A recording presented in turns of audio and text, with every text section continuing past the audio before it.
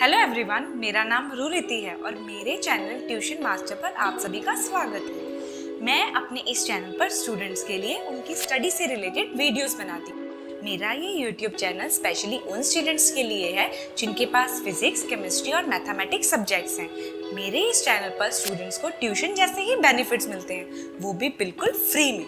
तो देर किस बात की, मेरे सभी वीडियोस को देखने के लिए मेरे चैनल को सब्सक्राइब करें, साथ ही बेल आइकन को भी प्रेस करें ताकि मेरी हर नई वीडियो का नोटिफिकेशन आपको सबसे पहले मिले। और हाँ, अगर ये वीडियो आपको पसंद आए तो इस वीडियो को लाइक करें और अपने फ्रेंड्स के साथ शेयर करना मत भूलिएगा। तो चलिए आज का टॉपिक शुरू करते हैं।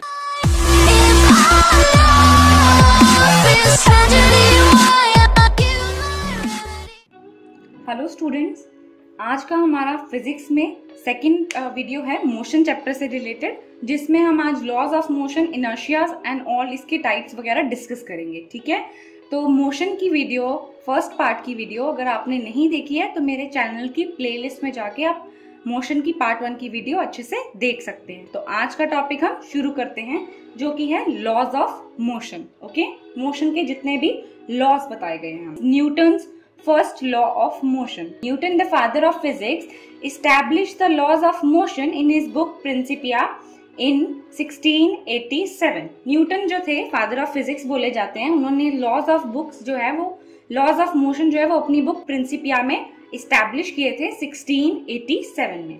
नाउ फर्स्ट लॉ की डेफिनेशन पढ़ते हैं। Newton's first law states that if a body is at rest, अगर कोई बॉडी रेस्ट पे है और मूविंग या मूव कर रही है एट कांस्टेंट स्पीड पे इन अ स्ट्रेट लाइन, किसी स्ट्रेट लाइन में, it will remain at rest और keep moving in straight line.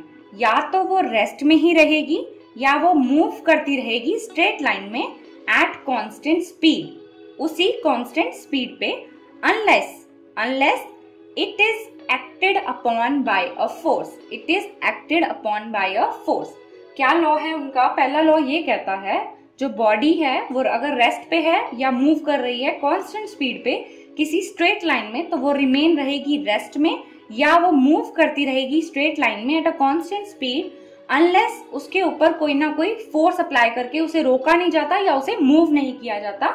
This postulate is known as law of inertia और law of Galileo. Okay, Newton's का पहला law क्या कहता है? अगर कोई बॉडी जो है वो रेस्ट पे है या वो मूव कर रही है किसी कांस्टेंट स्पीड पे किसी स्ट्रेट लाइन में, तो वो रिमेन रहेगी रेस्ट में या वो मूव करती रहेगी किसी स्ट्रेट लाइन में eight a constant speed, unless उसके ऊपर कोई ना कोई फोर्स नहीं लगाई जाती। इस पोस्टुलेट को हम क्या बोलते हैं? लॉ ऑफ इनर्शिया और लॉ ऑफ गैलीलियो। नाउ अब हम पढ़ते हैं, इसमें ही आगे हम पढ़ते हैं inertia. Okay, very very very important topic. अब इनर्शिया की पहले क्या पढ़ेंगे? Definition. Inertia is the resistance of any physical object to any change its velocity. किसी भी ऑब्जेक्ट का रेजिस्ट करना अपनी वेलोसिटी को चेंज करने में, उसे हम बोलते हैं inertia. Okay, this includes change to the object speed. इसमें क्या क्या इंक्लूड होता है? या तो ऑब्जेक्ट की स्पीड या उसका डायरेक्शन ऑफ मोशन। ठीक है, वो रेजिस्ट करेगा चेंज इन वेलोसिटी या उसकी स्पीड में और उसकी डायरेक्शन में ऑफ मोशन में, वो रेजिस्ट करेगा कि मुझे ये चेंज नहीं चाहिए। An aspect of this property is a tendency of objects to keep moving in a straight line at a constant speed. इसके एस्पेक्ट में जो प्रॉपर्टी, उसकी टेंडेंसी है ऑब्जेक्ट की मूव करता रहेगा वो स्ट्रेट लाइन में eight a constant speed when no force acts upon them। इसी की बात करी थी हमने, कोई ना कोई फोर्स उस पे एक्ट करेगी, तो इसमें when no force act upon them। inertia is of two types। inertia is of two types। पहला होता है inertia of rest and second one is inertia of motion। अभी मैंने इस चैप्टर के बारे में, इनर्शिया के बारे में सिर्फ इतना सा ही आपको एक्सप्लेन किया कि आपको ये पता लग जाए कि इनर्शिया क्या होता है, किसी भी फिजिकल ऑब्जेक्ट का रेजिस्टेंस अपनी वेलोसिटी को चेंज करने के लिए। तो आपको अगर इससे रिलेटेड अगर फुल वीडियो चाहिए, फुल डिटेल एक्सप्लेनेशन वीडियो चाहिए, तो आप मुझे कमेंट सेक्शन में बता देना। मैं इनर्शिया की कंप्लीट वीडियो, इनर्शिया के उसके में टाइप्स और उनके जितने भी और ऑब्जेक्ट्स हैं या जितने भी एग्जांपल्स हैं, उन सबको अच्छे से आपको एक्सप्लेन कर दूंगी। अभी इस टॉपिक मोशन में हम चल रहे हैं, मोशन की पार्ट 2 की ये वीडियो है, उसमें हम इनर्शिया का इतना सा ही रोल प्ले करेंगे। Now the next one is Newton's second law of motion. Newton's second law of motion. Now इसकी डेफिनेशन क्या है?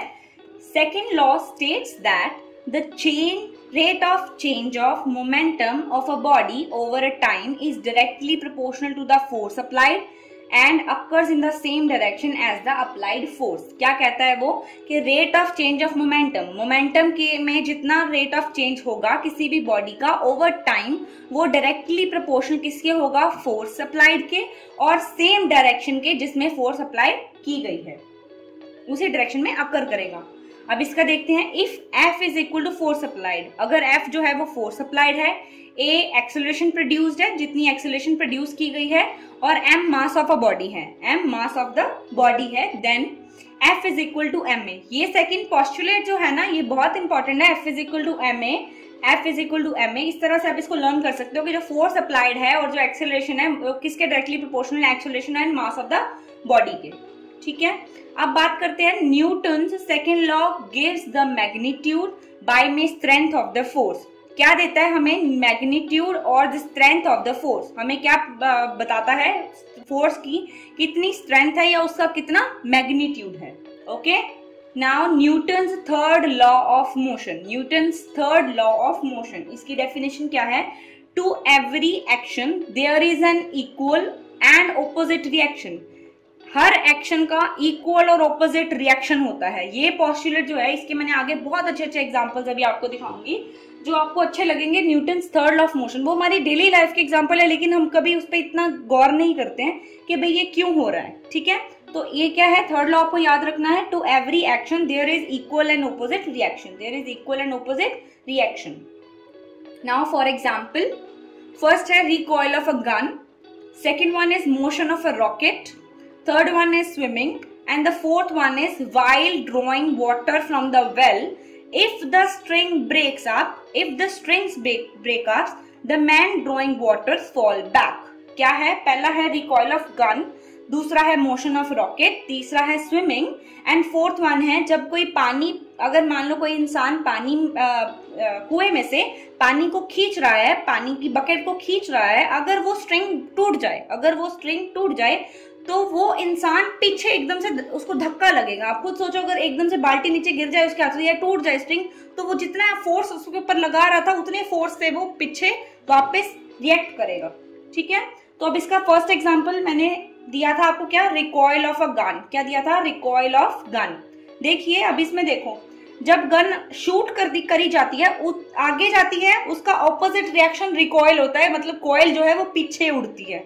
ठीक है, इसे हम बोलते हैं रिकॉइल ऑफ अ गन। आप इसमें देखेंगे कि जब वो शूट कर रहे हैं, जब वो शूट करता है तो रिकॉइल जो है उसकी वो कितनी स्पीड से वापस उस पीछे गिर जाती है, वापस पीछे जाती है। देखो इसने फोर्स अप्लाई किया, पीछे रिकॉइल उसी एक्शन में गई। To every action there is equal and opposite reaction, उसका हाथ भी पीछे हुआ है। ठीक है, अब द नेक्स्ट वन है, second one is motion of rocket. Motion of rocket, अब एक बात आप सोचो, जब रॉकेट हम नीचे धरती से आसमान पे भेजते हैं तो वो नीचे कितनी फोर्स में गड्ढा हो जाता है, उसकी जो फोर्स होती है कितनी होती है, उसी फोर्स की वजह से रिएक्शन जो होता है जो कि रॉकेट ऊपर उड़ पाता है। ठीक है, उतनी ही फोर्स का रिएक्शन है कि रॉकेट ऊपर उड़ पाता है। सो इस वजह से to every action there is equal and opposite reaction। now the third one is, हमारा थर्ड क्या था? स्विमिंग, और फोर्थ वन क्या था? Drawing water from well. अब स्विमिंग की बात करते हैं। देखिए जैसे ये स्विम कर रहा है, ये आदमी स्विम कर रहा है, ये क्या कर रहा है? अपने हाथ से पानी को पीछे धकेल रहा है, एक्शन कर रहा है, पानी को पीछे धकेल रहा है। अब पानी क्या कर रहा है? रिएक्ट कर रहा है और इसकी बॉडी को आगे सर्वाइव करने के लिए भेज रहा है, आगे भेज रहा है उसकी बॉडी को। आदमी पानी को पीछे भेज रहा है, एक्शन कर रहा है, वाटर रिएक्ट कर रहा है उसकी बॉडी को आगे धकेल के। इस तरह से स्विमिंग होती है। अब फोर्थ वन हमारे पास था ड्रॉइंग वाटर फ्रॉम वेल। अब ये जो लड़की है ये पानी निकाल रही है, अगर पानी खींचते खींचते इसकी स्ट्रिंग टूट जाए तो जिस फोर्स से, जिस एक्शन से ये रिप्लाई कर रही थी, उसको खींच रही थी स्ट्रिंग को, उसी रिएक्शन से वो स्ट्रिंग इसे पीछे भेजेगी, क्योंकि इसने फोर्स लगाई उसके ऊपर बहुत खींचने के लिए, एक्शन कर रही थी। अगर वो टूट जाएगी तो इसे रिएक्शन होगा, ये फॉल बैकवर्ड करेगी। ठीक है, हमारा लास्ट टॉपिक है principle of conservation of linear momentum. Principle of conservation of linear momentum. Now If no external system of bodies, the total linear momentum of system of bodies remain constant. अगर कोई external system of bodies नहीं है तो linear momentum of a body हमेशा क्या रहेगा? constant रहेगा, remain constant, of उन्हीं body का constant रहेगा, ठीक है. As a consequence, the total momentum of bodies before and after collision remain the same. मतलब इसमें क्या consequences हुआ कि total momentum body का collision से पहले, collision क्या होता है? टकराना. कोलिजन से पहले और कोलिजन के बाद हमेशा सेम रहेगा total momentum of the body. Rocket work on the principle of conservation of linear momentum. Rocket इसी प्रिंसिपल के ऊपर काम करता है जो कि है principle of conservation of linear momentum. Principle of conservation of linear momentum. तो इसी के साथ हमारा मोशन चैप्टर जो है वो फिनिश हो जाता है. तो स्टूडेंट्स, ये था हमारा आज का टॉपिक. उम्मीद है आपको आज का टॉपिक अच्छी तरह से समझ आ गया होगा. फिर भी इस टॉपिक से रिलेटेड आपकी कोई क्वेरी या क्वेश्चन हो तो आप मुझे इंस्टाग्राम पर मैसेज भेज सकते हैं. और हाँ, अपने चैनल ट्यूशन मास्टर को सब्सक्राइब करना मत भूलिएगा. धन्यवाद.